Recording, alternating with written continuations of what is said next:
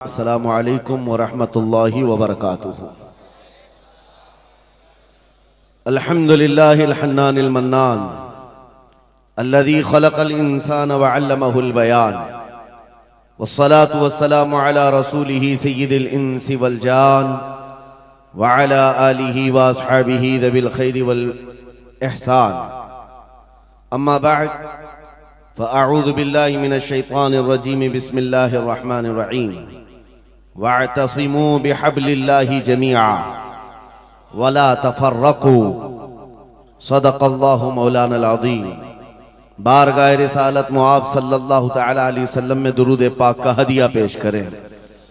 अल्लाहुम्मा सल्लि अला सय्यिदिना व मौलाना मुहम्मदिन मअदनिल जूदि वल करम व आलिहि व अस्हाबिहिल किराम व इब्निहिल करीम व बारिक व सल्लिम सलातन दाइमतन सरमदन अबदा। अज़ीज़ान गिरामी वक़ार, हर चीज का एक वक्त मुकर्रर है। ऐ रज़ा, हर काम का एक वक्त है, दिल को भी आराम हो ही जाएगा। पिछले 2 साल से शाह मीरा की बारगाह में हाजिरी के लिए बारहा इरादा बनता रहा। हज़रत सैयद जामी अशरफ साहब क़िबला ने हुक्मन फरमाया भी था,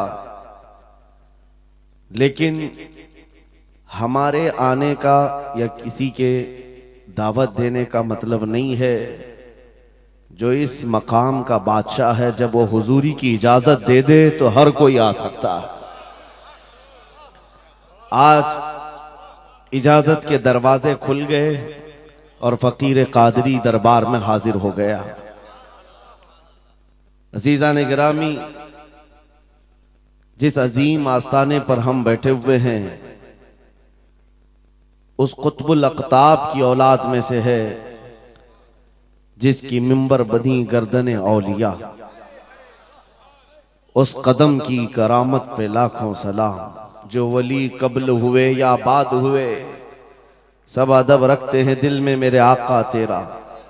सारे अक़ताब जहां करते हैं काबे का तवाफ, काबा करता है तवाफ दरे वाला तेरा। उस सैयदी गौसुल वरा के अजीम जानशीन के दरबार में हम हाजिर हैं। मुझे चंदा यहाँ के हालात बताने की जरूरत नहीं। मुरीदीन का ये सिलसिला देखकर, इस मैदान में बैठे हुए इस जम्मे गफीर को देखकर एक अजीब सी कैफियत तारी है। काश मैं बहुत पहले ही यहाँ आ गया होता। वजह यह है मेरे अजीजों, खंबात एक छोटे से कस्बे का नाम है या एक छोटे से गांव का नाम है, और जहां तक हमें सुनने में आया कि एक जंगल था, यहां पर कोई आबादी नहीं थी, लेकिन एक आले रसूल के कदम यहां पर आए हैं। गौसे पाक का साहबजादा यहां आराम कर रहा है, लेकिन उसकी खिदमत के लिए भी जिसको चुना गया वो भी आले गौस है, वो भी आले रसूल है। एक बात मैं आपको बताता हूं, बहुत सारे लोगों को ऐसा लगता है, मुझे स्टेज पर चढ़ते हुए देखते हैं, उतरते हुए देखते हैं, बस इतना ही जाहिर बहुतों को यूट्यूब पे दिखता है, तो बड़ा आसान लगता है कि यहाँ स्टेज पे चढ़ते हैं बड़ी इज्जतों के साथ, उतरते भी हैं बड़ी इज्जतों के साथ, लेकिन इस मिंबर पर आने तक के लिए जो हमारा सफर होता है वो कोई नहीं जानता। कभी कभार 25 घंटे, कभी कभार 36 घंटे का सफर। मैं ये मिसाल इसलिए दे रहा हूं, इस सजे हुए संवरे हुए माहौल को देखकर कुछ लोगों के दिमाग में ये बात आती है, हजरत रईस अशरफ साहब को पका पकाया हुआ हलवा मिल गया। ये जंगल को मंगल बनाने में कई साल बीत गए। हजारों साल नरगिस अपनी बेनूरी पे रोती रही, बड़ी मुश्किल से होता है चमन में दीदावर पैदा। आज बदगुमानी करने वालों की एक अलग कतार है। उन लोगों को ऐसा लगता है कि माहौल जम गया है और इनको पका पकाया हुआ मिला है। अरे नादानो, सफर करो, तुम्हें पता चलेगा 40 साल का सफर क्या होता है। नारे तकबीर, नारे रिसालत, उर्से सरकार शाह मीरा, हमारी ताकत, हमारी हिम्मत। अरे किसी कस्बे से, किसी देहात से कोई एक छोटे खानदान का तालिब इल्म आकर के बस गया होता तो समझ में आती बात कि घर बार कुछ नहीं है, खाने पीने की कमी थी, निकल गया था। लेकिन ये उस खानदान से आया हुआ शहजादा है जहां अकाबिर वक्त अपने ताज जूतियों में रखने पर फख्र महसूस करते हैं। मखदूम अशरफ समनानी किसी छुपे हुए शहजादे का नाम नहीं है, हिंदुस्तान की मांग का नाम है। मांग ना हो तो कोई खूबसूरती नहीं है। महबूबे सिमनानी, शाह सिमना, उस आस्ताने का ये शहजादा सैयद अशरफ, रईस अशरफ। आपको ऐसा लग रहा होगा कि इनकी फजीलत में मैं बयान करने के लिए खड़ा हूं। आमतौर पर मेरी आदत नहीं है, लेकिन मैं हकीकत बोलने का हमेशा आदी हूं। उसकी वजह भी है। अभी नाज़िम इजलास आपसे कह रहे थे, नाज़िम इजलास ये बात कह रहे थे, ये किस तरह से निडर होकर के ये बात बोलते हैं, मेरी बात नहीं है। आप मुंबई चल करके देखें, ये मोइनुल मशाइख जिस वक्त चाहे, जिस मामले पर चाहे खुल करके बोलते हैं।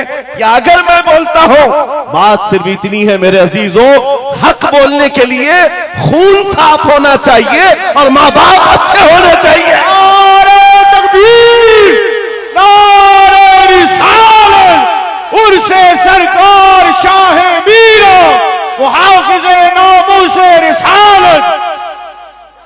हलाल खून हो और माँ बाप सही नस्ब के हो। हक बोलने में डर किस बात का है, खौफ किस बात का है? मैं बात इसलिए कह रहा हूं, कोई अगर किसी देहात से, किसी जगह से निकल करके आया हुआ होता, हालात का मारा हुआ होता और आकर के किसी जंगल में कोई घर बनाने की कोशिश कर रहा होता, तो तुम ये कहते बांग्लादेश से आया है बेचारा, बर्मा से आया हुआ है बेचारा। ये उस आस्थाने से आया है जहां वक्त के बादशाह भी अपनी निस्बत पर फख्र करते हैं। शाह सिमना का सैयद रईस अशरफ को क्या कमी थी? क्या माँ बाप कमजोर थे? क्या खानदान कमजोर था? क्या उनके पास नसब की कमी थी या दौलत की कमी थी? कुछ न हो करके अगर सब छोड़कर एक जंगल में आकर आबाद होता है, यह आले रसूल की शान है, यह आले रसूल की शान है। इसलिए मैं आपको बिला मुबालगा ये बात कह रहा हूं। मुझे फख्र है इस बात के लिए क्योंकि मेरे बाप ने बचपन से हमें 3 चीजें सिखाई है जो रसूल पाक की हदीस है। मेरे आका ने फरमाया, अल्लिमू औलादकुम सलासा खिसाल, हुब्ब नबीयिकुम व हुब्ब अहली बैतिही व तिलावतल कुरआन। मेरे आका ने फरमाया, अपने बच्चों को 3 बातें सिखा करके जाना। नंबर 1, अपने नबी की मोहब्बत सिखाओ। नंबर 2, नबी की अहले बैत की मोहब्बत सिखाओ। और नंबर 3, कुरान पाक सिखा कर जाओ। हमें बचपन से हमारे माँ बाप ने ये तालीम दी है। इसीलिए आप इस चीज को महसूस करें, मेरे लिए जो सरमाया आखिरत है जिसको मैं समझता हूं, यही वो मिंबर है जहां मेरे इधर भी उधर भी वो सादात बैठे होते हैं जो करंट से ज्यादा मुझे पावर दिया करते हैं। आज आपको क्या लगता है मेरे बाजुओं में जो ताकत नजर आती है, एक ही वजह है, मेरे बाप ने अहले बैत के कदमों में बैठना सिखाया है, उनका एहतराम सिखाया है। और मुझे इस बात पर नाज है, हजारों कोशिशें कर ली दुनिया ने मुझे झुकाने की, मुझे झुकने नहीं देता धर्म ज़हरा के बच्चों। नारे तकबीर, नारे तकबीर, नारे रिसालत, नारे हैदरी। अल्लामा मुफ्ती सलमान आसारी, अल्लामा मुफ्ती सलमान आसारी और से सरकार शाह मीरा। लब्बैक लब्बैक लब्बैक या रसूल अल्लाह, लब्बैक लब्बैक या रसूल अल्लाह, लब्बैक लब्बैक लब्बैक या रसूल अल्लाह। मैं उन चीटरों से कहना चाहता हूं जो अपने जमात में बैठकर गद्दारी करते हो, अगर तुम्हें अहले बैत के चेहरों पर भी निफाक है, इनकी मोहब्बत में तुम्हारे अंदर बुग़्ज़ है, तो फिर अपनी आखिरत का सोचो, अपनी आखिरत का सोचो। किसके पास जाओगे, किसके पास जाओगे? आपको पता है उमर इब्ने खत्ताब व अमीरुल मोमिनीन, जिसके रौब से कैसर और किसरा कांपते थे, हजारों नहीं लाखों का लश्कर एक नाम से थर्राता था, लेकिन वही वक्त का खलीफा अमीरुल मोमिनीन उमर इब्ने खत्ताब जिस वक्त मिंबर पर खड़े होकर मस्जिद नबवी में खिताब कर रहा है, रसूलुल्लाह का बेटा, हम गरीबों का गमगुसार हुसैन आजम तशरीफ लाते हैं। मस्जिद में आकर मिंबर पर देखा और कहा, मेरे बाप के मिंबर से उतर जाओ, अपने बाप के मिंबर पर जाओ। ये किसने कहा? हजरत उमर ने नहीं कहा बच्चा कहां से आ गया। हुजूर के इंतकाल के बाद अहले बैत का सिलसिला खत्म हुआ, फौरन वक्त का खलीफा उतर आता है। अमीरुल मोमिनीन मिंबर से नीचे आ गए, घुटने जमीन पर रखा, घुटने जमीन पर रखा और कहा, शहजादे आपने बिल्कुल सच कहा, यह मिंबर आपके बाप का है, यह आपके नाना का है, मेरे बाप का कोई मिंबर नहीं। उमर के पास जो कुछ है वो आपके नाना का है, जो कुछ भी है वो आपके नाना का है। खाते हैं इनके घराने का, भोंकते हैं इनके घराने पर। ये न मिजाजे फारूकी है, न ये मिजाजे सिद्दीकी है।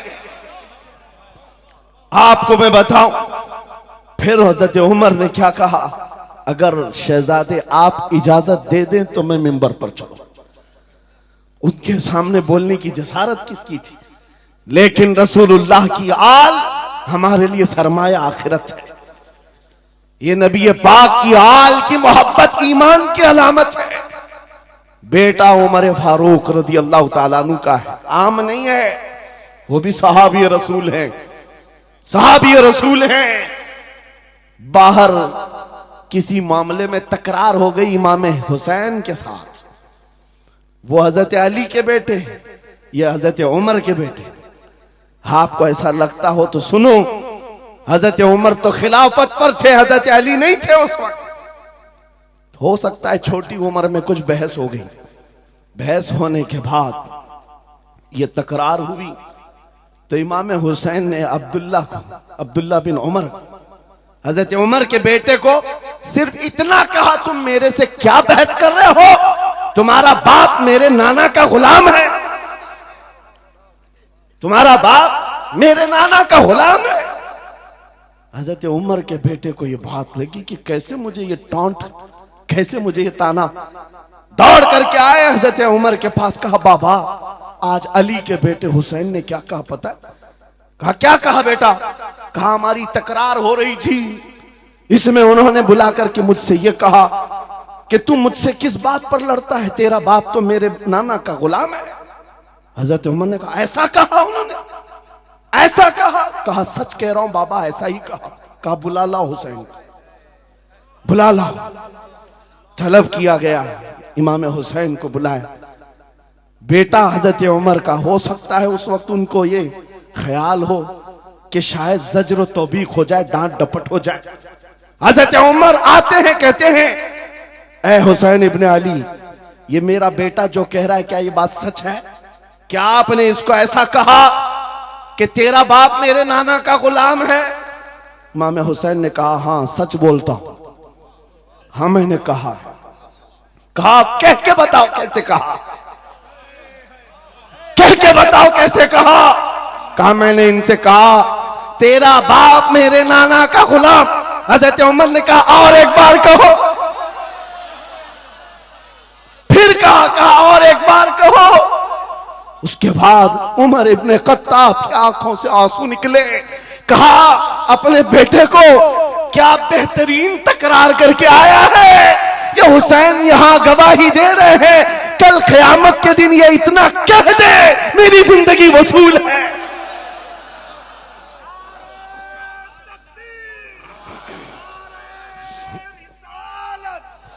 हुब्बे आले मोहम्मद, हुब्बे आले मोहम्मद, नारे तकबीर, नारे रिसालत।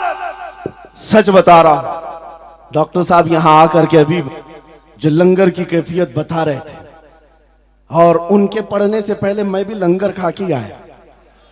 आपको एक सच्ची बात बता रहा हूं, शाह मीरा के सामने मिंबर पर बैठा हूं, मुझे आखिरी वक्त तक ये ख्याल नहीं हो रहा था कि मैं किस बात पर बात करूं, मैं बयान किस चीज पे करूं। मैंने जो कुछ शुरू किया था शायद ये शाह मीरा ने मुझसे बुलवाया। अब सुनो, जो कुरान पाक की मैंने आयत पढ़ी, रब ने फरमाया वअतसिमू बिहब्लिल्लाहि जमीआ, ऐ लोगों सब के सब अल्लाह की रस्सी को मजबूती से पकड़ो। अल्लाह की रस्सी क्या है? क्या ये आसमान से नीचे लटकती है? कोई रस्सी है जिसको पकड़ना है? मुफस्सिरीन से पूछो, कुरान की तफसीर करने वाले कहते हैं अल्लाह की रस्सी मुहम्मदुर रसूलुल्लाह है और उनकी अहले बैत है। उनके अहले बैत को अल्लाह की रस्सी कहा गया है। सबके सब मिलकर के अगर इस रस्सी को पकड़ ले, मेरे अजीजों, ये इख्तिलाफात, ये इंतशारात, ये जिस कदर आज हमारे दरमियान तफर्रुकात शायद नहीं होते। हमारा मरकज, हमारा मावा, हमारा मलजा एक ही है।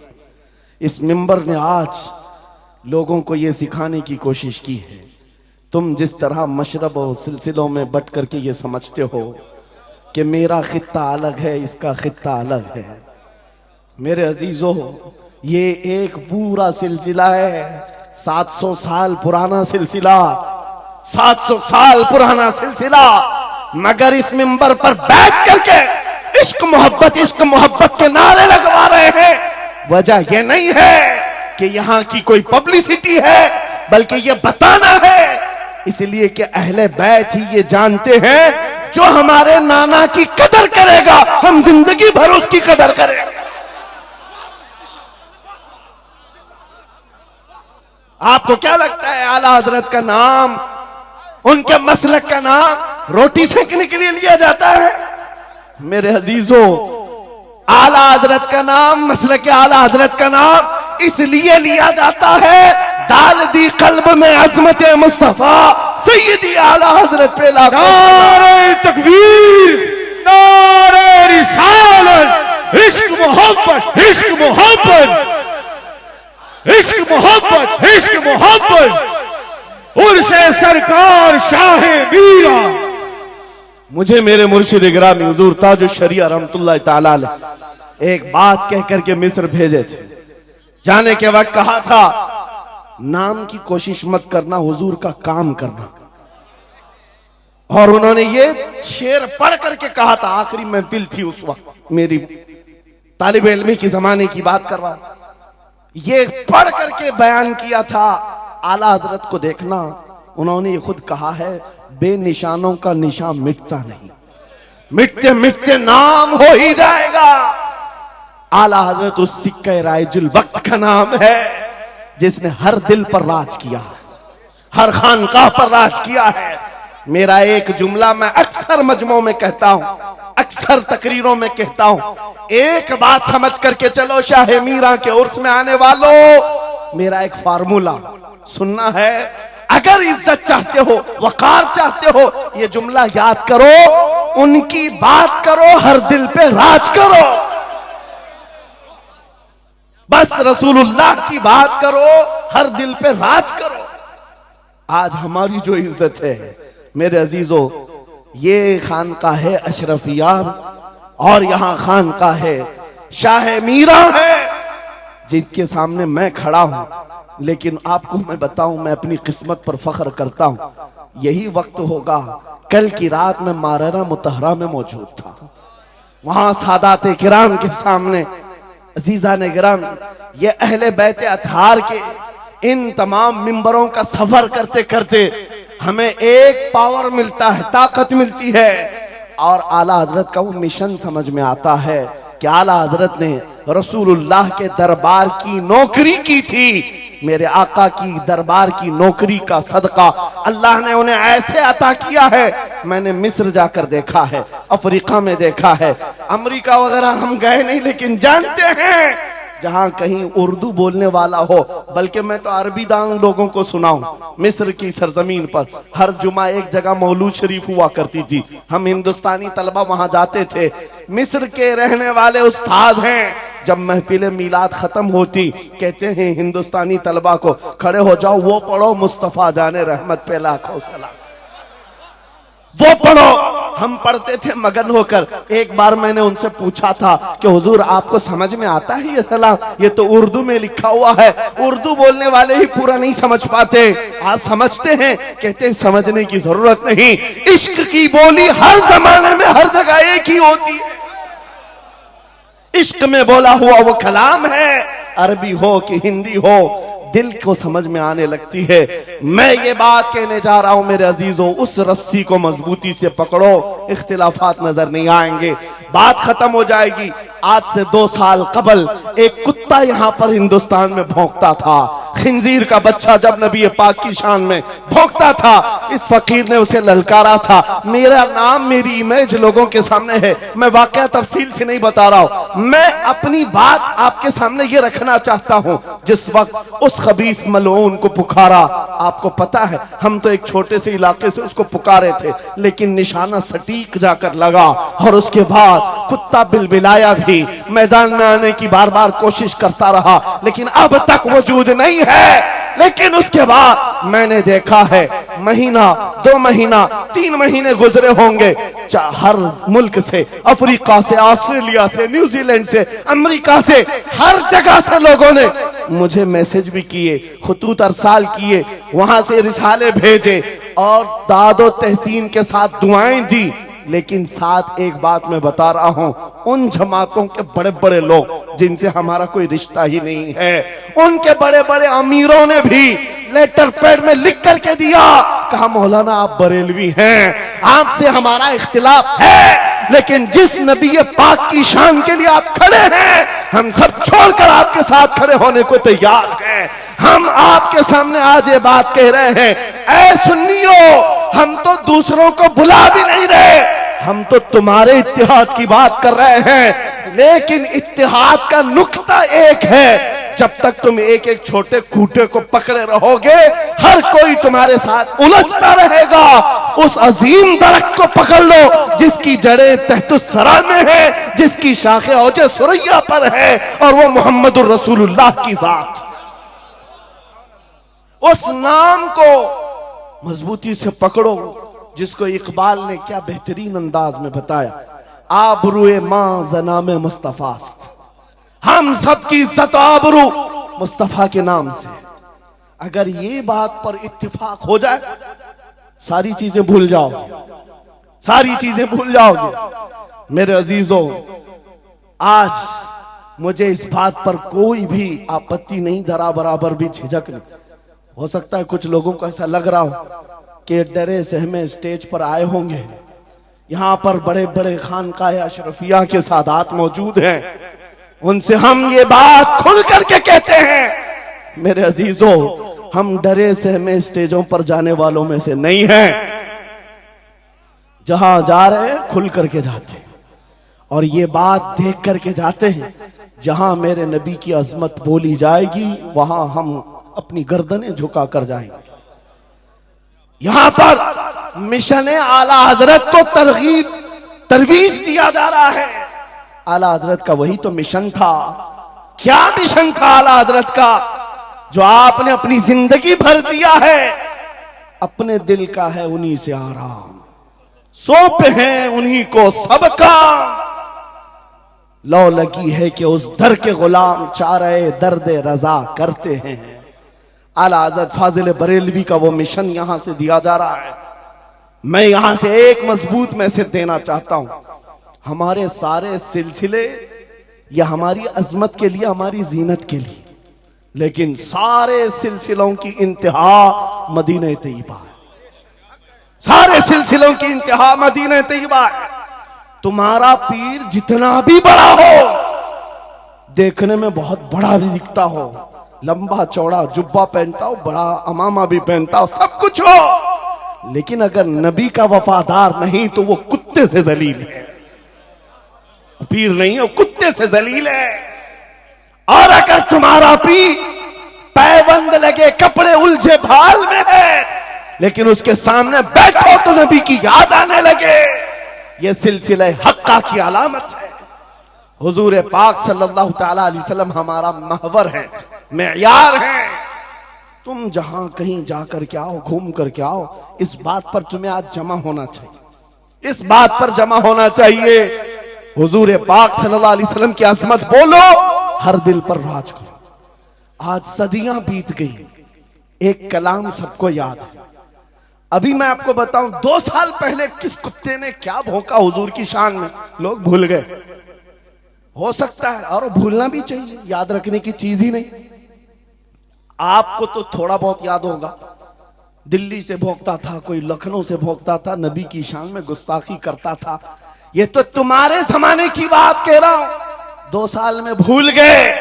लेकिन 1400 साल पहले आशिक रसूल ने कहा था, वह अहसनु मिन कलम तरक़त्तु आइनी व अजमलु मिन कलम तलिदिन निसाउ खुलिक़त मुबर्रअन मिन कुल्लि आइबिन कअन्नका क़द खुलिक़त कमा तशाउ।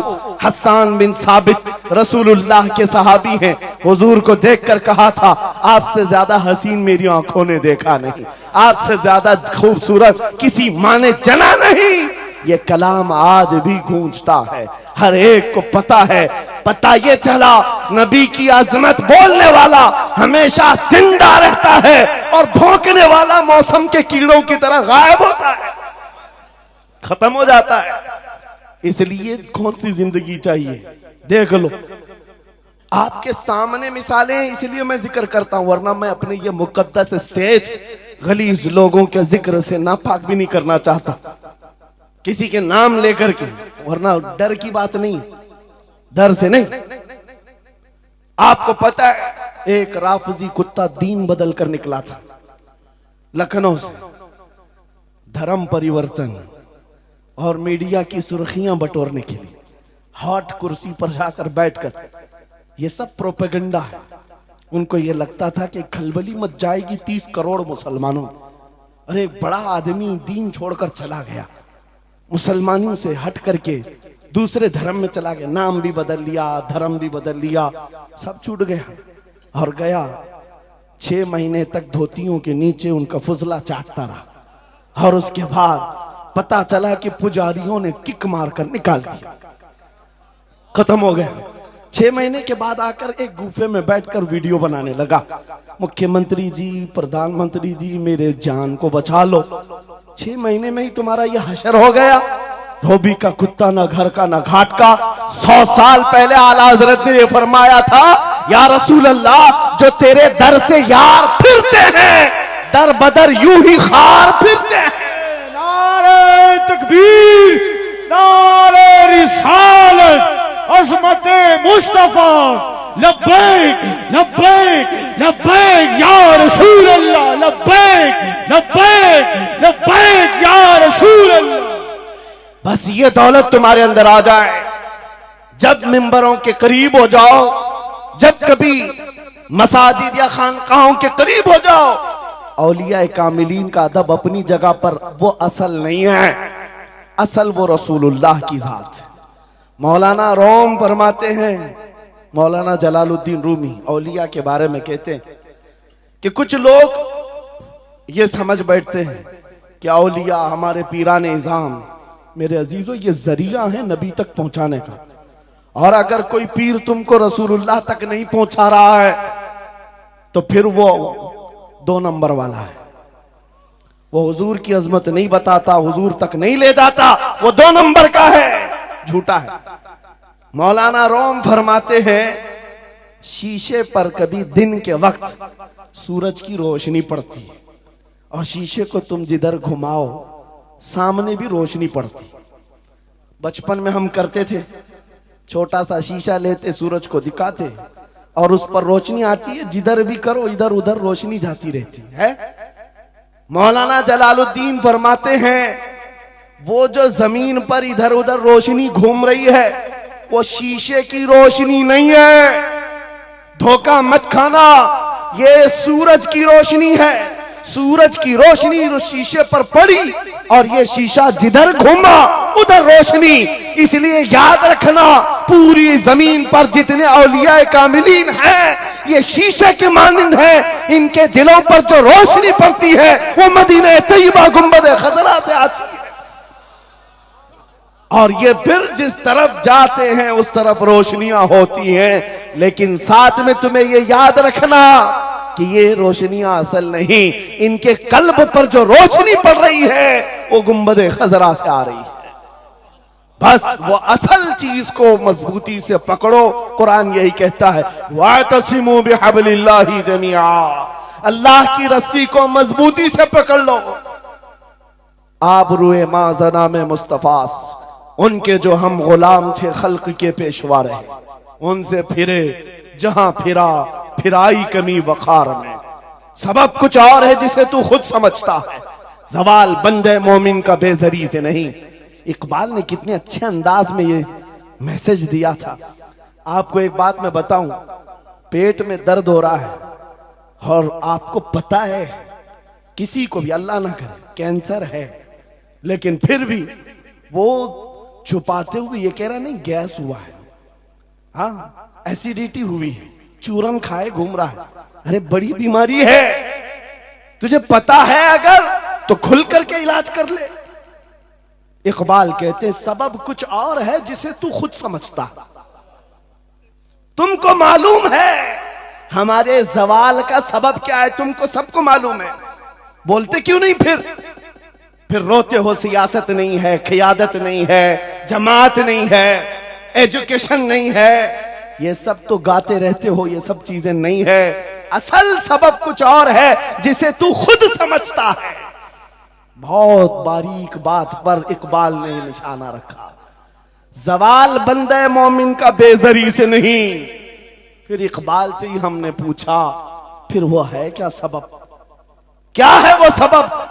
इकबाल ने कहा, उनके जो हम गुलाम थे, खल्क के पेशवा रहे, यही है जिससे तू दूर हुआ और फिर आज जलील हुआ।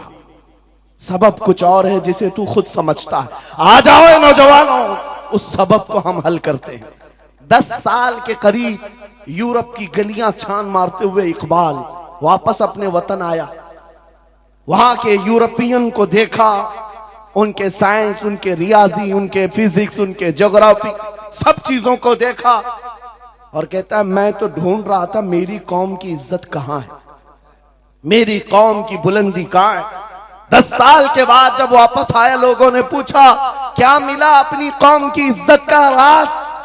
इकबाल ने कहा मैं बहुत गौर से देखता रहा और फिर इस नतीजे पर पहुंचा, मेरी कौम के उरूज और इर्तिका बुलंदी का एक ही राज है कि मोहम्मद से वफा तूने, तो हम तेरे हैं। ये जहां चीज है क्या लौहो कलम तेरे। ये उस वक्त इकबाल ने कहा था। और फिर मेरे अजीजों, इस बात को आज मैं दोहरा रहा हूं। एक बात अभी भी मैं नाउम्मीद नहीं हूं, सुन्नियों की ये कसरत। और जब आप तुम्हारे जोशो जज्बे, ये नात खानी जो है ये कोई हमारे यहाँ एक फॉर्मेलिटी नहीं है, इन नातों से तुम्हारे दिलों को इतना गर्म किया जाता है आपको खुद अंदाजा नहीं होता। सुभान अल्लाह, आपको अंदाजा नहीं है। हुजूर की याद में तड़पना, दिल का धड़कना सिखाया जाता है। और इन मजमों के रंग को देख करके मैं नाउम्मीद नहीं हूं, अभी इसमें रमक बाकी है, रमक बाकी है। अभी मैं कहता हूं अशहदु अन्ना मुहम्मद रसूलुल्लाह सल्लल्लाहु अलैहि वसल्लम। इधर बैठे हुए भी, सामने वाले भी अंगूठा चूम रहे। मैंने नाम मेरे मुस्तफा का लिया, लेकिन कहा क्या मैंने आपको कि आप भी चूमो? किसने कहा आपको कि अंगूठों का बोसा लेकर आंखों से लगाओ? किसने कहा? अरे मैंने कहा भी नहीं, ना तमहीद बांधा, इधर नाम लिया, बेइख्तियार अंगूठे उठ गए। वाह, बेइख्तियार लबों को छूम लिया तुमने, लबों से अंगूठों को चूम कर आंखों से लगाया। यह इस बात की अलामत है गुनहगार हो गए, गद्दार नहीं है। नारे तकबीर, नारे रिसालत, नारे हैदरी, उर्से सरकार शाहे मीरा, मुहाफिजे नामूसे रिसालत। मरे हुए लोगों से क्या खिताब किया जाए, जिंदगी बाकी है इसीलिए तो घूम घूम कर आपसे खिताब कर रहे हैं। और इस उम्मीद के साथ कि इकबाल ने यह भी कहा था कि निकल कर सहरा से जिसने उलट दिया था तख्ते रोमा को, सुना है कुदसियों से मैंने कि वो शेर फिर होशियार होगा। इकबाल की बात सुनो, कह रहा है पहले जमाने में सहरा से निकले थे सहाबा, पैरों में चप्पल नहीं थे, पैबंद लगे कपड़े, तलवारें टूटी हुई, लेकिन जब निकले थे तो रोमन एम्पायर को भी धूल चटा दिया था, पर्शियन एम्पायर को भी परखचे उड़ा दिए थे, दो सुपर पावर ताकतों को नाकों तले छने छपवा दिए। ये तारीख में मौजूद है, मिटाने से नहीं मिटेगा। इकबाल ये कहता है ये जो हालात हुए थे ये देखकर मुझे अंदाजा है वो दिन आएगा मोहम्मद अरबी का शेर फिर होशियार होगा। हम वो होशियार करना चाहते हैं। ये नहीं कि मैं कहता कि हम हैं, ये हैं, वो हैं। खुदा किसी भी दिन, किसी भी जमात में, किसी भी इलाके में एक दिन सलाहुद्दीन को जरूर पैदा करेगा और फिर वो आएगा, इनकलाब लाएगा। हम ना उम्मीद नहीं है खुदा की रहमत से, बार बार आपको जगा रहे हैं। और जब तक ये दौलत मोहब्बत मुस्तफा मौजूद है, मेरा ये यकीन है कि हमें हजारों ताकतें मिलकर के मिटा नहीं सकेंगे, नहीं मिटा सकेंगे। ये दौलत लासवाल तुम्हारे पास मौजूद है। आप नहीं देखते आज हालात बड़े खराब हैं। डॉक्टर साहब हमारे मेहमान हैं, लेकिन आपको पता है यहां के हालात इनके ही पड़ोसी, बल्कि इनकी बिरादरी के लोग जो नात खां हैं, मशहूर नात खां, हमसे पूछ रहे थे कि मौलाना आप जो है कुफार और मुशरिकीन के नरगे में हैं और वहां पर आप इस तरह से बोलते हैं, कैसे बोलते हैं? मैंने उस वक्त बगदाद मुकद्दसा में उनसे अर्ज किया था, क्यों दबे जिस पे हिमायत का हो पंजा तेरा, क्यों दबे जिस पे हिमायत का हो पंजा तेरा, शेर को खतरे में लाता नहीं कुत्ता तेरा।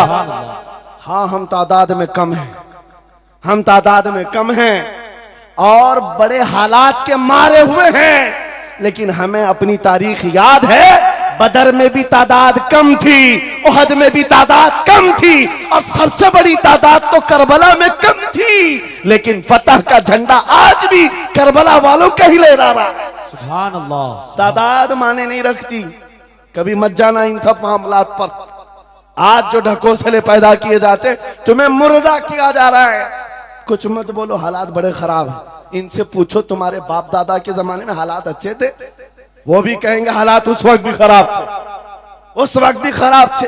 हरे सुबह अजल की बात कर रहा हूं, इस्लाम का सूरज तुलू हुआ कि मक्का के हालात खराब ही थे, मदीने हुजूर हिजरत करके गए, हालात खराब ही थे। मैं आपको बताऊं, मेरी फिक्र करने वाले उलमा बड़े बड़े सादा बहुत दुआ करते हैं, लेकिन साथ में ये भी कहते थोड़ा सा एहतियात से, क्या आपका होना यहां कौम के लिए जरूरी, इफादा इस्तिफादा लोगों का चलता रहेगा, फायदा होता रहे। मैं एक बात कहता हूं, मैं तो बहुत छोटा सा, बल्कि मैं कोई घास के लायक भी नहीं। इमाम हुसैन का होना कितना जरूरी था।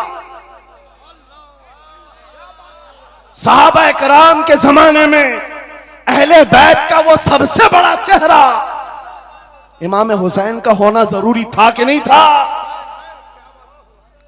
उस वक्त भी ये कहा था सहाबा ने, मक्का से जब करबला जा रहा था ये काफिला, हाथ जोड़कर कहा था मौला हुसैन मत जाए, आप रसूलुल्लाह की निशानी है, आप मत जाए, आपसे खल्के खुदा को फायदा होगा। मेरे अजीजों, मैं ये बात आज कहता हूं, हमारी कोई वकात नहीं, हमारी कोई हैसियत नहीं जो ये समझता है अपनी कुटिया बचाने के लिए कि हमारे होने के बाद बहुतों का फायदा होगा। अरे इमाम हुसैन के होने से कितना फायदा होता, मगर उस हुसैन आजम ने ये नहीं देखा, बल्कि निकल करके उस मैदान में निहत्ते बच्चों के साथ चले आए थे और गर्दन भी कटा दी। ये समरा आज तक देखने को मिलता है। इस्लाम जिंदा होता है हर करबला के बाद। सुभान अल्लाह। इमाम हुसैन ने अजीम उस रुखसत पर नहीं अमल किया था, अजीमत का रास्ता इख्तियार किया, चले आए। उस वक्त भी सहाबा ने उनसे कहा था आपका होना बहुत जरूरी है, लेकिन इमाम हुसैन की नजर में यह बात थी रह लेंगे चंद साल, लेकिन लोगों के दिलों में जो नर्वसपन होगा, शरीयत की धज्जियां उड़ती हुई देख करके बड़े बड़े लोग खामोश हैं, तो आइंदा आने वाली नस्लें भी इसी तरह कंप्रोमाइज करती हुई चली जाएंगी। मेरे अजीजों, मैं आज खुल करके बताता हूं, मेरी पुश्त पनाही करने के लिए बड़े बड़े उलमा मौजूद है, एक भी हुकूमत का कुत्ता नहीं है और ना ही जरूरत है। जब कभी पहली मर्तबा मैं तन्हा खड़ा था मुंबई की सरजमीन पर, हुजूर मोइनुल मशाइख मेरे साथ, उस वक्त भी साथ थे, आज तक है। और ये भी बात बताऊं, आपका मैं मुफ्ती होऊंगा लेकिन इनका बाबू, ये हमेशा एक ही बात, ये सारी चीजें मेरे साथ हैं, लेकिन फिर भी मैं खुल करके आपके साथ ये कहता हूं, बच्चे मेरे भी, बीवी, खानदान मेरा भी है, लेकिन एक चीज सताती है आज कि अगर आज आप सबकी बातें सुन करके हम भी कहें थोड़ा जी लेंगे, हम भी 10 साल 12 साल 14 साल जो जिंदगी मिल जाए जी लेंगे, क्योंकि इनको ना बोलेंगे तो छोड़ देंगे, आसानी से रहने देंगे। लेकिन एक नुकसान हम देख रहे हैं, कल को आने वाली नस्लें पूछेंगी, कल को आने वाली नस्लें पूछेंगी, जब नबी की शान में कुत्ते भौंकते थे हमारे बाप दादा रोटियां सेका करते थे, उनके दिलों में कौन सा ईमान होगा, उनके दिलों में कैसी बुज़दिली आ जाएगी। लेकिन मेरे अजीजों, ज्यादा से ज्यादा क्या होगा, मौत तो सबकी लिखी हुई है, मेरी भी है, आपकी भी है, किसी दिन बिस्तर पर पांव रगड़ कर मर जाएंगे। लेकिन हम ये सोचते हैं जब मरना मुकद्दर है ही, यूं भी तो किसी दिन दुनिया से जाना है, नबी पाक का नाम बुलंद करके जाएंगे, नस्लें इस बात के लिए सीना चौड़ा करके कहेंगी, नहीं, सारे अगर कुत्ते भौंक रहे थे, मेरा बाप मेरा दादा नबी की शान में अज़मत रिसालत के दिफा के लिए तन्हा खड़ा था या उलमा में से कोई खड़ा था, उनके फख्र के लिए इतनी बात काफी है और उनके ईमान की हिफाजत के लिए इतनी बात काफी है। सुभान अल्लाह, सुभान अल्लाह।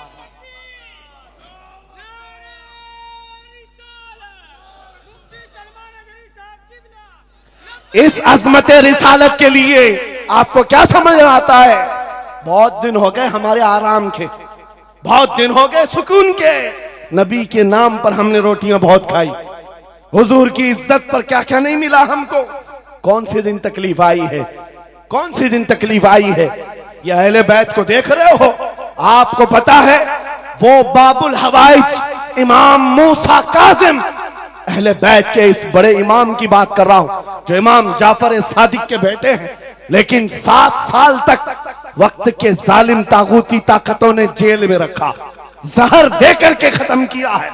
आपको पता है इमाम मोहम्मद बिन हसन अस्करी जिनको जहर देकर के खत्म किया गया, अहले बैत था जिन्होंने 20-20 साल जेल काटी है, रसूलुल्लाह के शहजादे थे वो, रसूलुल्लाह की आल थे, आज तो लाखों में है, उस वक्त तो नबी के शहजादे चुनिंदा थे, पूरी दुनिया के वो मरकज थे, लेकिन जेलों में 20-20 साल गुजारे, किसी को 10 साल, किसी को 12 साल, किसी को 20 साल। आपको पता है इमाम मूसा काजिम को जंजीरों से भी मारा गया था, जंजीरों से। आप अपने बाप को मार खाता हुआ देख करके नहीं बर्दाश्त कर पाते, हमारे वो अजीम इमामों की बात कर रहा हूं जिन्होंने मेरे नबी की शरीयत की दिफा के लिए जेलों की जिंदगी, हत्ता के रिवायत ये बताती है मौला इमाम मूसा काजिम का जनाजा भी जेल से निकला। मेरे अजीजों, ये सब क्या बातें सिर्फ बयान करने के लिए रह गई? उलमाए ज़वील एहतराम इस मनसब को हाथ समझेंगे, आज ज्यादा से ज्यादा यही होगा।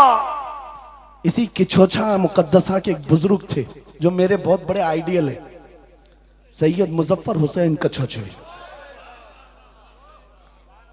आजादी के मौके पर बड़ी मुसीबतें उठाई और इनको पकड़ करके, एक शहजादा है कि छोचा मुकद्दसा का आस्थाना और जेल में डाल दिया गया था। आपको पता है कि छोचा के उस शहजादे ने एक जवाब दिया था जो मेरा फेवरेट शेर है, पसंदीदा शेर है।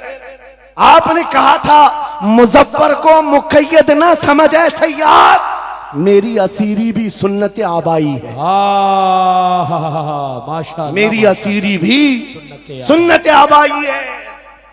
मुजफ्फर को मुकैयद मत समझे सैयाद। आपको पता है ये तारीख है हमारी, लेकिन सब के सब तारीख इसलिए दोहरा रहा हूं कि हमारी इज्जत उसी में मौजूद वहीं पर है। वापस आ जाओ उधर ही। अपनी कुटिया बचाकर, अपनी दुकान बचाकर ज्यादा दिन नहीं जी पाओगे। हुजूर के नाम का दिफा करो, सुबह क़यामत तक मौला नाम जिंदा रखेगा। सुभान अल्लाह। हाँ, अपनी हिफाजत के लिए बहुत सारे लोग हैं, अपनी अपनी फिक्र करने वाले। नबी की इज्जत और नामूस पर पहरा देने वालों की तारीख मिटाई नहीं जाती। हजारों मिटाने की कोशिश भी कर लो, वो मिटते नहीं है। आज आपको पता है पैरों से माजूर खादिम हुसैन को कौन नहीं जानता। लोगों को डर भी लगता है उनका नाम लेने में कि गरजता था बंदा और खुद व्हील चेयर पर बैठता, लेकिन लाखों को खड़ा होना सिखा दिया। किस बात पर? क्या अपने बाप के कसीदे पढ़ता था? क्या अपने खानदान के कसीदे गुनगुनाता था? एक ही बात, रसूलुल्लाह की अजमत पर बात, हुजूर की इज्जत पर बात करो तो फिर पता चलता है 8 साल के बच्चे से लेकर 80 साल के बूढ़े के दिल में भी अल्लाह खुद मोहब्बत डालता है। वाह, सुभान अल्लाह, खुद मोहब्बत डालता है। सब चीजें मौजूद हैं उसी जात पर। एक बात मैं अब आपके सामने कहता हूं, गुफ्तगू समेटता हूं। आला हजरत का मसलक देखो, निशान देखो, और आपको उसी बात पर मैं लाकर जमा कर दूंगा। और सुन्नियों का मजमा मुझे पता है, आधा शेर में पढ़ूंगा, आधा ये खुद ही कंप्लीट करेंगे। और गारंटी के साथ कहता हूं, मुझे पता नहीं यहाँ के मजमे के बारे में, लेकिन इतनी गारंटी जरूर है आप कंप्लीट करेंगे। क्यों?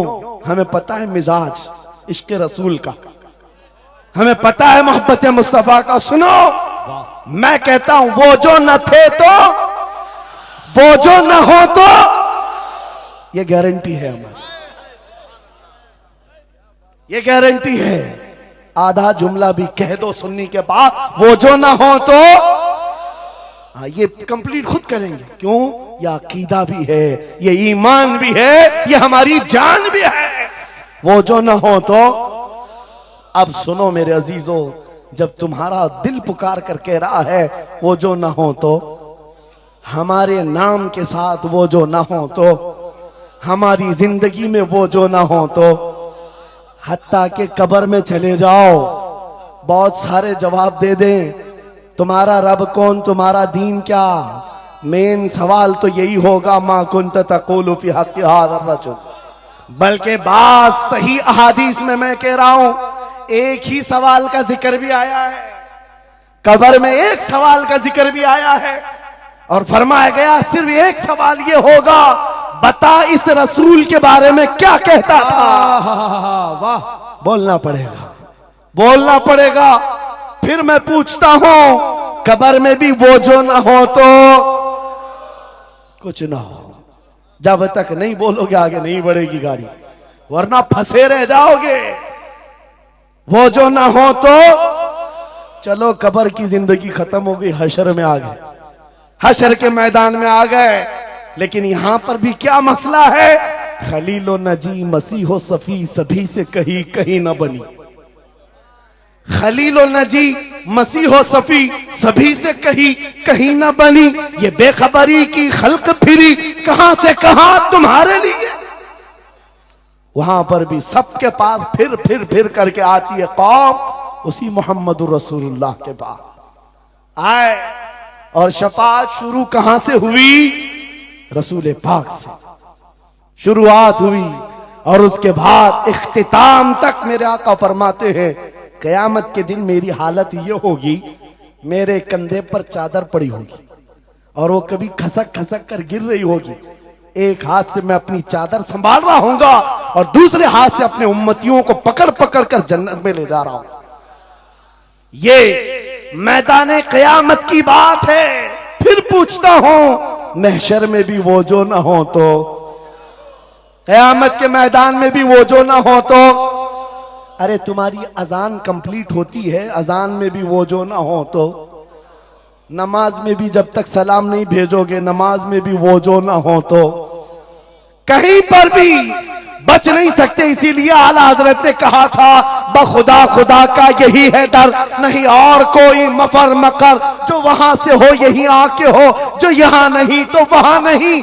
जब तुम्हें समझ में आ गया वो जो ना हो तो कुछ ना हो, वो जो ना हो तो, वो जो ना हो तो, जब तुम्हारा यकीन है, अब सुनो बरेली का इमाम क्या कहता है, ऐ सुन्नी जवान आज ले उनकी पनाह, आज मदद मांग उनसे, आज ले उनकी पनाह, आज मदद मांग उनसे, कल न मानेंगे कयामत में अगर मान गया। आज आना है तुम्हें वहीं पर। मेरी गुफ्तगू का खुलासा यही है, मेरी गुफ्तगू का लुब्बे लुबाब यही है। आ जाओ उस कदम पर जहां से बिलाल हबशी को काबे की छत पर पहुंचाया गया।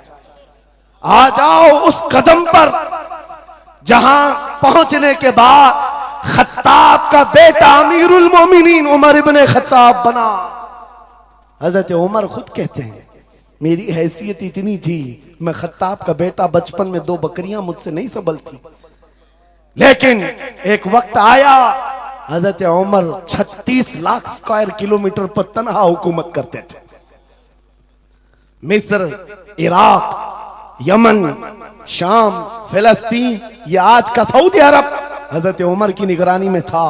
हजरत उमर कहते हैं, आज इतने बड़े खित्ते पर उमर की निगरानी है, इसलिए नहीं कि खत्ताब का बेटा उमर है, इसलिए कि मोहम्मद अरबी का गुलाम उमर है। वो जो ना हो तो, मेरे अजीजों, जितनों ने इज्जत पाई है उस कदम से पाई। आपको जब ये बात अच्छी तरह मालूम हो जाए, यहां देखो आप, यहां चेहरे बहुत सारे, यहां बहुत सारे चेहरे, और उसमें बुजुर्ग तरीन चेहरा वो सैयद रईस अशरफ साहब का है। लेकिन पूरा मजमा ये बात मेरे साथ यकीन के साथ कह सकता है, इन जवानों से कई ज्यादा हसीन और जमील ये चेहरा है। क्यों? अरे तुम्हारे बॉलीवुड और हॉलीवुड में थोड़ा बुढ़ापा आए तो उसे निकाल दिया था, फिर उसकी नहीं चलती। वहां सिर्फ रंग और गाजे का काम है, वहां सिर्फ और सिर्फ पाउडर लाली मेकअप का काम है। जब तक जवान थे हजारों फैन थे, लेकिन जवानी खत्म हो गई तो बेचारे उनकी जिंदगी के लाले पड़ गए। और सियासत में भी यही हाल है, 40-40 साल नौकरी किया पार्टियों की, बाद में फिर वो मंडली में बिठा दिया गया, अब आप बैठो दूसरे जवान आएंगे, उनकी भी जिंदगियां खत्म। लेकिन एक बात है, नबी पाक का जो गुलाम होता है वो 80 साल का भी हो जाए, उसके अंदर ना पुरानापन आता है ना बुढ़ापा आता है। सुभान अल्लाह। इज्जत वैसी ही बरकरार है, खूबसूरती वैसी ही है, 80 साल का हो कि 90 साल का हो। अरे 75 साल की उम्र में हमने हुजूर ताजुश शरिया को देखा, और जिन आंखों ने उन्हें देखा होगा वह इस बात की गवाही देते हैं, 1,00,000 खूबसूरत जवानों को एक तरफ रखो और एक तरफ ताजुश शरिया को, और देखने वाले की निगाहों को टटोल कर देखना, वो 1,00,000 की तरफ नहीं, इस 75 साला उस अजीम हुस्न को देखने में मां होगा जो हुस्न पाउडर और लाली का नहीं है, इश्क मुस्तफा से मिला हुआ। इज्जत रसूलुल्लाह के कदमों से, उनकी वाबस्तगी से है। तो फिर छोड़ कर ये दर बदर क्यों ठोकर खाते हो? कहां ये बॉलीवुड और हॉलीवुड के चक्कर में पड़ गए? कहां तुम टिकटॉक पर मुजरे करने लग गए? कहां तुम गाने में अपनी जिंदगियां बर्बाद करके अपने दिल में निफाक पैदा करने लग गए? अरे ताश के पत्ते, जुए के अड्डे, शराब की बोतलें, ये तुम्हारी शान नहीं, ये तुम्हारे लिए ज़ेब नहीं देखता। और एक बात याद रखो, तुम जिन इलाकों में रहते हो बहुत सारे दूसरों को देखते हो, वो नाच रहे हैं तो हमको भी नाचना चाहिए, वो ऐसा कर रहे हैं तो हमको भी ऐसा करना चाहिए। शेरों को, कुत्तों को कभी देखना नहीं चाहिए। जो शेर है वो अपनी बिरादरी को देखता रहे, कुत्ते को देखता रहेगा तो फिर अपना शेरपन भी भूल जाएगा। इसलिए याद रखो, तुम खैर उम्मत हो, तुम्हारा लक़ब कुरान में आया है। तुम नचनियों को मत देखो, शराबियों को मत देखो, जुआरियों को मत देखो, वो गाने पे कैसे थिरकते हैं, वो कैसे नाचते हैं, ये तुम्हारा मतलब नहीं है। तुमको अगर देखना है, खालिद बिन वलीद को देखो, सलाहुद्दीन अय्यूबी को देखो, शिहाबुद्दीन गौरी को देखो, औरंगजेब को बार बार देखो, बार बार देखो। इसलिए कि उन अजीम हस्तियों को देखने वाला ये समझ में आ जाएगा उसे ये सारी इज्जतें जो है उन नौजवानों ने जो हासिल की, वो सलाहुद्दीन अय्यूबी हो कि खालिद इब्ने वलीद हो कि शिहाबुद्दीन गौरी हो कि औरंगजेब हो कि शहीद टीपू सुल्तान हो, ये सब की इज्जतें मुस्तफा के नाम से, हुजूर के नाम से हैं। आपको पता है खालिद बिन वलीद 125 जंगें लड़े, 125 में से एक भी शिकस्त नहीं खाई अपनी जिंदगी में। उनकी तलवार का वजन 35 किलो का है और ढाल का वजन 40 किलो का है, और उनके पूरे जिस्म में एक बालिश्त जगह भी बाकी नहीं जहां जख्म न लगाओ। जंगे मौता में एक ही जंग में 9 तलवारें टूटी, पीछे कदम कभी नहीं हटा। एक जंग में ऐसा हुआ था कि 2 काफिर सर पर आ गए थे और अमामा गिर गया था, गर्दन पर तलवार थी, कट जाती, तलवार की तरफ नहीं देखा, अमामा उठाने के लिए चल पड़े, उठा लिया, फिर सर पर रखा, उन काफिरों की तलवारें नीचे रह गई। हैरत में पूछा कि ये शहसवार है इस्लाम का, सिपह सालार है, और ऐसी बड़ी गलती छोटा सिपाही भी नहीं कर सकता। जब तलवार गर्दन पर हो तो ये टोपी और अमामा उठाएगा। सामने के पहलवानों ने पूछा, ऐसी बड़ी गलती हमने छोटे फौजी से भी नहीं देखा, तुम तो सिपह सालार हो, ऐसी गलती कैसे कर सकते हो? खालिद बिन वलीद का जवाब, यही मेरा मकसद है। फरमाया, तुम क्या समझते हो खालिद बिन वलीद अपने बाजुओं की ताकत से लड़ता है? हरगिज नहीं। इस अमामे में मेरे रसूल पाक के 3 मुंह मुबारक हैं। माशाअल्लाह। मेरा यकीन है जब तक ये सर पर होते हैं मुझे ताकत देते हैं। नारे तकबीर, नारे रिसालत, अजमते सहाबा।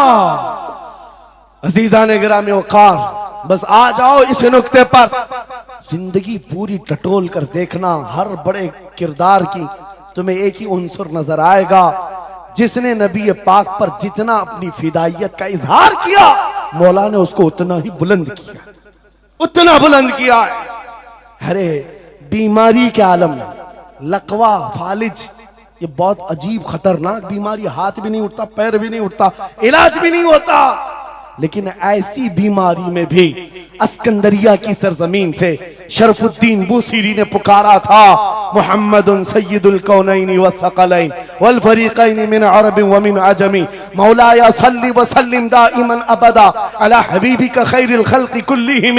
170 अशार लिखकर अपने नबी की बारगाह में अपनी मोहब्बत का इजहार किया था।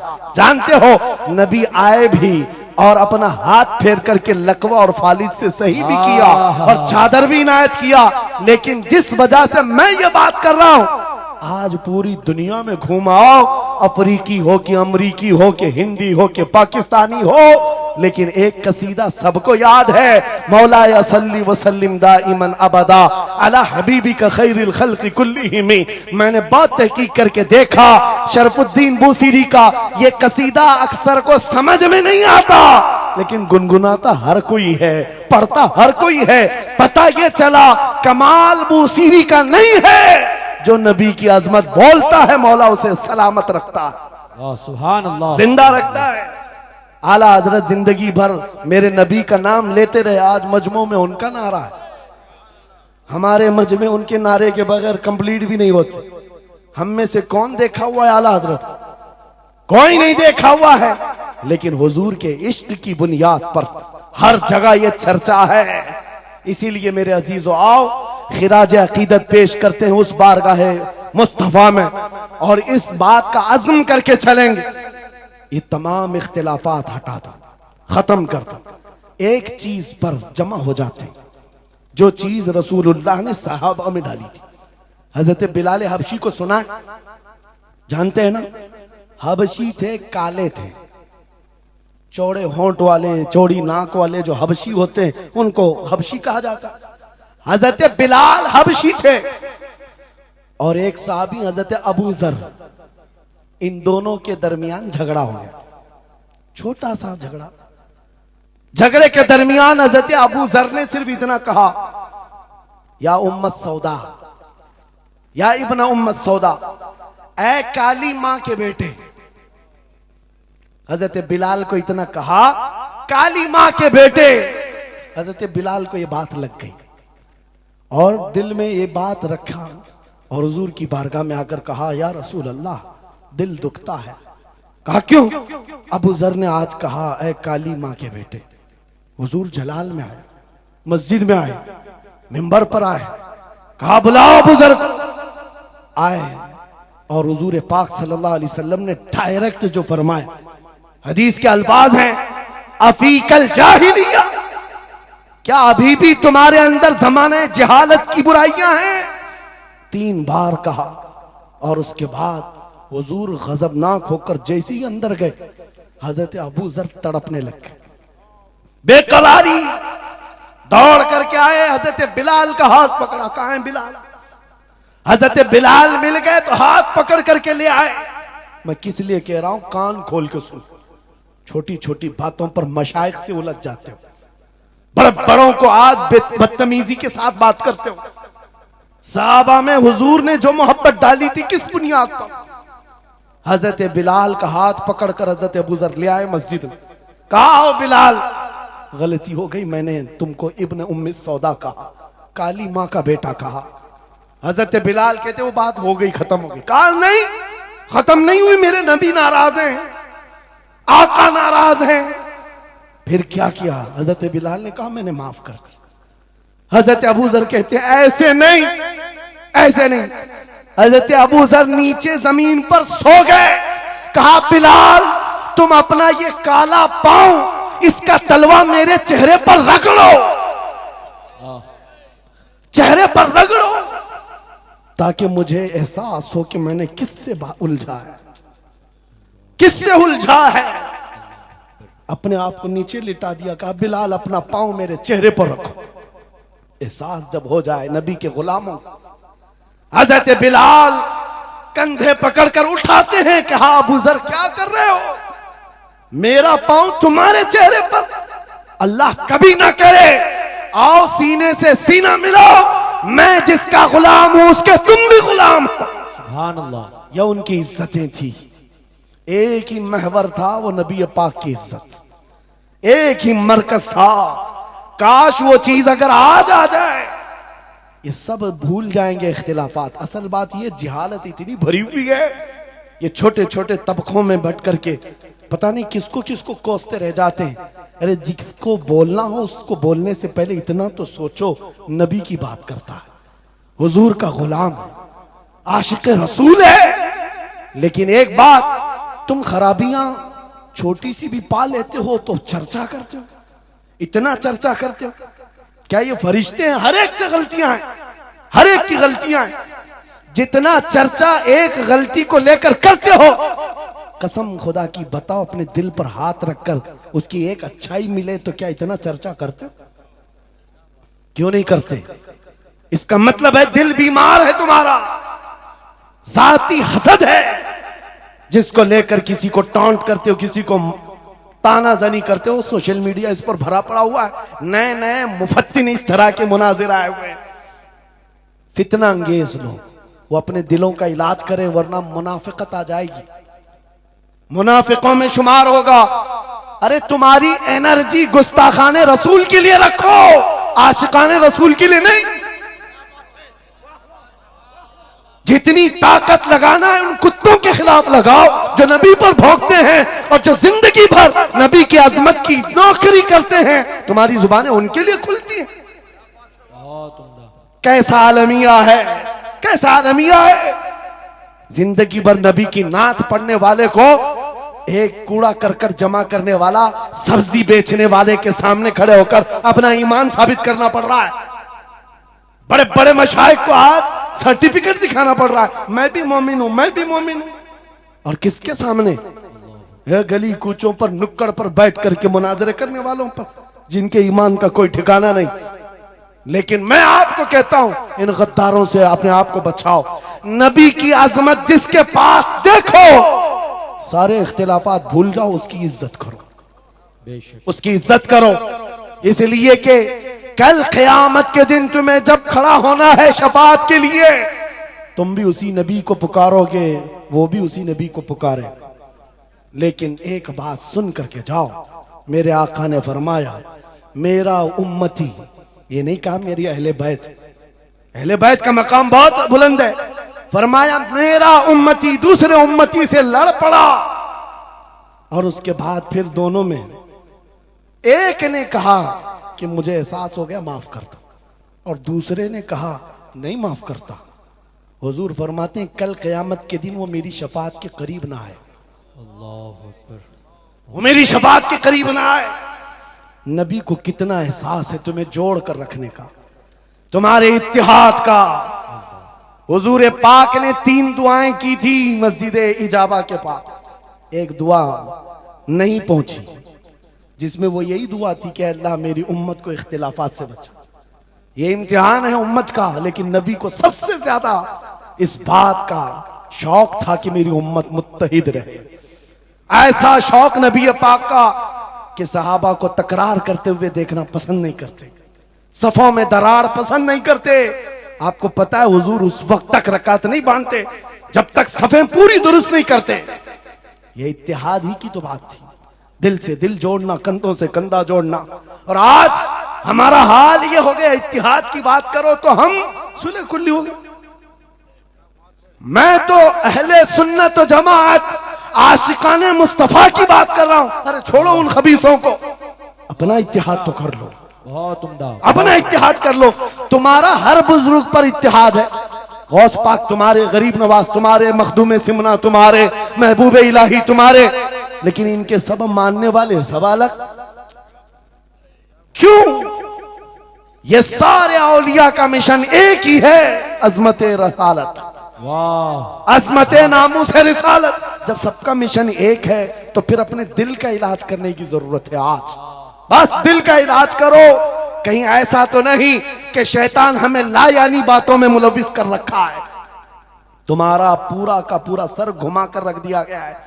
जिन चीजों में तुम्हें अपनी एनर्जी खर्च करनी थी, शैतान कहीं और लगा दिया।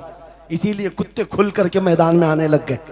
उनको पता है जिस दिन ये मोहम्मद अरबी के शेर जमा होने लग जाएं तो फिर इनका जीना हराम कर रखेंगे। तुम्हें हजारों इख्तिलाफात में डाल रखा है, और बाज़ाब्ता इसकी प्लानिंग होती है।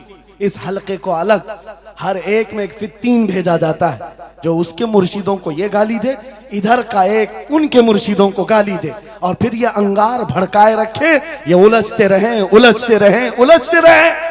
और कुफ्फार और मुशरिकीन अपने नापाक मंसूबों से इस्लाम को गालियां दें, कुरान को गालियां दें, रब को गालियां दें, नबी को गालियां दें। आज ये आलमिया है या नहीं? तुम पीर के खिलाफ बात सुन करके भड़क जाते हो और नबी के खिलाफ बात सुनकर खामोश बैठते हो। कैसा आलमिया आ गया? अगर तुम इस तरह की टुकड़ियों में घेर दिए गए, महसूर हो गए, तो समझ लो कि बर्बादी बहुत करीब है, बहुत करीब है। बगदाद में ये हो चुका है, गरनाता में ये हो चुका है। उलमा को लड़ाया गया था, अलग अलग जमातें बनाई गई थी, बाज़ाब्ता उसमें शिया सुन्नी अलग अलग तबकात बनाए गए। क्योंकि एक बुजुर्ग ने कहा था अपने बेटे को, लकड़ियों का एक गट्ठा दिया बंधा हुआ, बेटे से कहा बेटा इसको खोलना नहीं, तोड़ देना। तोड़ने की कोशिश किया, उसका घुटना फूट गया। उसके बाद वो आया कई घंटों के बाद, कहा बाबा टूटता नहीं। कहा खोल दे रस्सी। रस्सी खोला, गट्ठा था लकड़ियों का। कहा अब तोड़। एक एक को तोड़ा, आधे घंटे में टूट गए। बुजुर्ग ने कहा बेटा मैं ये उम्मत मुस्तफा की मिसाल देना चाहता, अगर ये रस्सी में मजबूत बंधे हो, बड़ी सी बड़ी ताकत इनको तोड़ने आए अपना खुद बर्बाद कर जाएगी। लेकिन अगर तुम खुल गए तो चंद दिनों में कस्तों में सफाया होगा। मुत्तहिद रहोगे तो कहलाओगे मोमिन व गाजी, मुंतशिर होगे तो कस्तों में सफाया होगा। मेरा मैसेज यही है, वातसिमू बिहब्लिल्लाहि जमीआ, अल्लाह की रस्सी को मजबूती से थाम लो, और अल्लाह की रस्सी एक ही है। कितनी अजीब बात है, वो दूसरों के लिए फर्क करना मुश्किल हो जाता है। उनका हवाओं का खुदा अलग है, पानी का अलग है, मट्टी का अलग है, मरने का अलग है, पैदा होने का अलग है। अरे तुम्हारा सब मिलाकर एक ही है, एक ही है। एक खुदा है जिसके सामने तुम्हें झुकना है। और फिर नबी पाक जो सारे नबियों का सरदार, एक रसूल की मोहब्बत तुम्हारे दिल में बिठाने के लिए कहेगी। एक रसूल की मोहब्बत, अगर इस पर हम कामिल हो गए, मेरे अजीजों, कुरान कहता है ला तहीनु वला तहज़नु अंतुमुल आलौन व अंतुमुल आलौन, तुम सबसे बुलंद होगे अगर नबी के गुलाम हो जाओ, अगर नबी के गुलाम हो जाओ। सब मेरी बातों का खुलासा एक ही है। आओ बारगाह मुस्तफा में यह अहद करते हैं और अपनी जिंदगी का मकसद समझ करके आखिर में इस बात पर खत्म करता हूं। यह सूफिया का एक मसलक है, मैं इजाजत लेकर कह रहा हूं। दो एक सूफिया के मसलक में मुराकबा होता है। मुराकबा, मुहासबा, मुकाशफा, अलग अलग चीजें हैं। वो मंजिलें तय कराते हैं। औलिया इकराम के सामने जाओ, तस्बीहात अलग हैं, नमाजें अलग हैं, मुजाहिदे अलग हैं, लेकिन उसमें एक चीज है मुराकबा। मुराकबा किसको कहते हैं मैं आपको बताता हूं। गर्दन झुकाकर खामोश बैठ जाना, पढ़ना उड़ना कुछ नहीं, खामोश बैठना है, यह मुराकबा है। खामोश बैठना। हजरत जुनैद बगदादी से पूछा गया, अरे खामोश बैठे तो बंदा खामोश तो नहीं रहेगा, सोचेगा, दिमाग तो चलता ही रहेगा कुछ ना कुछ। क्या सोचे, कुछ तो सोचें आती है। खामोश बैठता है बंदा तो सोचता है। हजरत जुनैद बगदादी ने कहा, हाँ मुराकबा मतलब है पढ़ना तो नहीं है, सोचना तो है। कहा क्या सोचना है? कहा बस एक ही बात बार बार सोचना, मैं क्यों पैदा किया गया, मैं क्यों बनाया गया, क्यों पैदा किया गया, बस इतना ही सोचना। इस मुराकबे पर हर वली अमल करता रहा। और बताऊं मैं आपको, जब किसी का मुराकबा मुकम्मल हो जाए, तुम भी करके देखना, आज के बाद जाओ बैठ करके 1 घंटा ना सही, आधा घंटा नहीं, 10 मिनट आंखें बंद करके सोचो, मुझे क्यों बनाया गया, मुझे क्यों पैदा किया गया, इस जगह क्यों रखा गया। और जब यह मुराकबा कंप्लीट होता है, एक मंजिल पर बंदा पहुंच जाता है, उसका ज़मीर जवाब देने लगता है कि तू क्यों पैदा हुआ था। उसका दिल खुद ही बोलेगा क्यों पैदा हुआ था। आओ मिसाल बताऊं, जिसका मुराकबा कंप्लीट हुआ। एक मिसाल में मुर्शिद गिरामी हुजूर ताजुश शरिया की बात करता हूं। जब उनका मुराकबा मुकम्मल हुआ होगा, तब दिल जवाब दिया है, जिंदगी ये नहीं किसी की किसी के लिए, जिंदगी है नबी की नबी के लिए। अरे ना समझ मरते हैं जिंदगी के लिए, जीना मरना है सब कुछ नबी के लिए। सुभान अल्लाह। मुराकबा कंप्लीट हो जाए, ये जवाब आता है, ये जवाब आता है हमारी जिंदगी किसके लिए है, नबी के लिए है। और उनके दादा आला हजरत इमाम अहले सुन्नत फाजिल बरेलवी ये सोचते रहे, मैं क्यों बनाया गया, मैं क्यों बनाया गया। और जब दिल जवाब देने लगा तो अशार की जुबान में कह पड़े, दहन में जुबान तुम्हारे लिए, बदन में है जान तुम्हारे लिए, हम आए यहाँ तुम्हारे लिए, उठे भी वहां तुम्हारे। और सिर्फ हम ही नहीं हैं रसूल के लिए, जमीन और जमा तुम्हारे लिए, मकीन और मका तुम्हारे लिए, चुनी नो चुना और बने दो जहां तुम्हारे लिए। जब सब नबी के लिए है तो आ जाओ, अर्ज करते हैं उस दरबार में, मैं मुजरिम हूं आका मुझे साथ ले लो, कि रास्ते में है जा बजा थाने वाले, चमक तुझसे पाते हैं सब पाने वाले।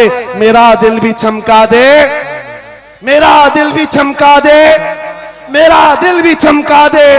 बरसता नहीं देख कर अब्र रहमत, हम बदों पर भी बरसा दे बरसाने वाले। ऐ सुन्नियो, छोड़ दो इधर उधर आस लगाना, छोड़ दो इधर उधर गुहार लगाना, छोड़ दो इनसे उनसे मदद मांगना, इसलिए कि हमारा मरकज एक है, हमारा महवर एक है, जहां से सब कुछ मिलता है, इज्जत भी, दौलत भी, ताकत भी। अरे ये चीज है क्या दुनिया, लौह कलम तेरे हैं, अगर नबी का हो जाए आ जाओ। मैं खत्म कर रहा हूं इस बात पर, इस अकीदे के साथ, कौन देता है देने को, मुंह चाहिए, देने वाला है सच्चा। हमारा नबी लब्बैक या रसूल अल्लाह, लब्बैक या रसूल अल्लाह।